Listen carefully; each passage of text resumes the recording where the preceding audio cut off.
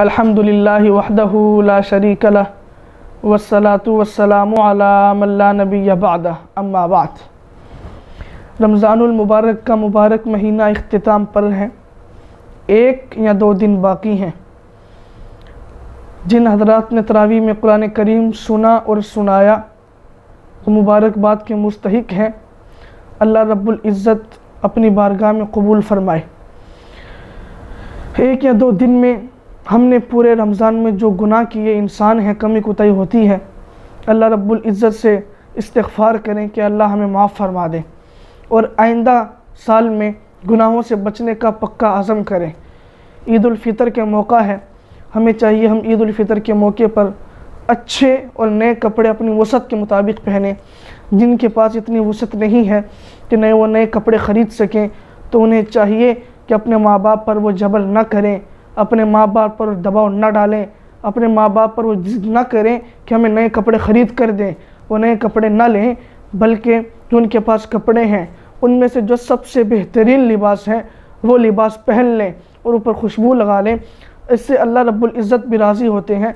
हमें चाहिए कि हम खुशी के मौके पर अल्लाह रब्बुल इज़्ज़त को राज़ी करें, ना कि अल्लाह रब्बुल इज़्ज़त को नाराज़ करें। खुशी का मौका हो, अल्लाह रब्बुल इज़्ज़त राज़ी हो जाए, वो डबल खुशी है हमारे लिए। अल्लाह रब्बुल इज़्ज़त भी राज़ी है और खुशी भी है।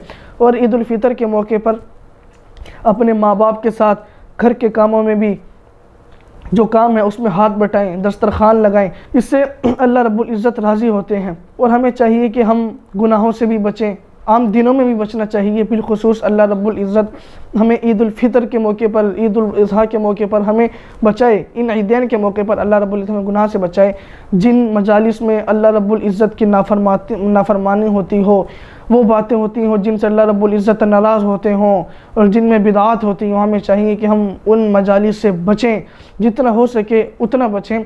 इससे हमारी ईद में डबल खुशी है कि अल्लाह रब्बुल इज़्ज़त भी राज़ी हैं। ये मैंने जो बातें कही हैं, मेरी ये बात सिर्फ़ और सिर्फ हमारे जो बड़े उलमाए कराम हैं उनके लिए ये बातें नहीं हैं।